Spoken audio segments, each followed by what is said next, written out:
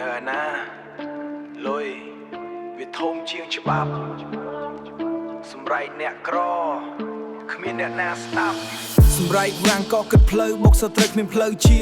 ឡានសេរីទំនើបបើបង្អួតរឿងយ៉ាងរវាបុកហើយមិនឈប់បើទៅមុខទាំងចិត្តរឹងព្រោះអាងមានលុយចាំដោះស្រាយរឿងនឹង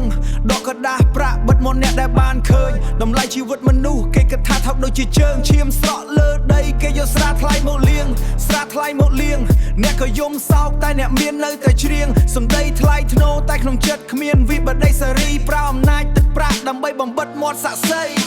យុទ្ធធម៌នៅលើចុងលុយជីវិតថោកជាងក្រដាស់អ្នកមានដាវិសទុកឲ្យអ្នកក្ររងបណ្ដាំសម្រេចសមេតាហោះបាត់ទៅតាមខ្យល់ច្បាប់នៅក្នុងដៃចង់កាយយ៉ាងណាក៏មិនតោយុទ្ធធននៅចុងលុយតែមិននៃអ្វីទៀត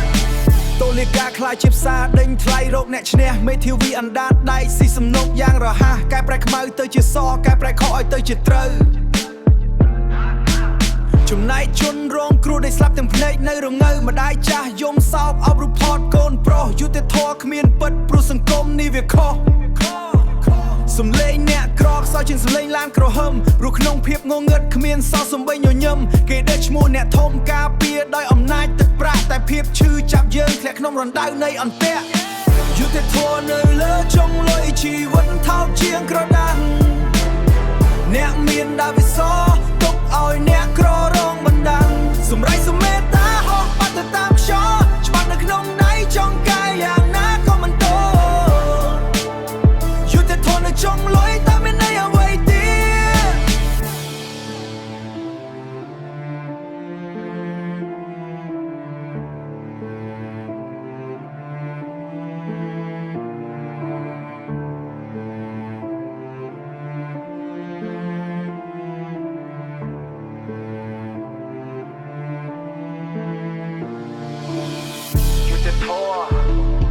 យុទ្ធធម៌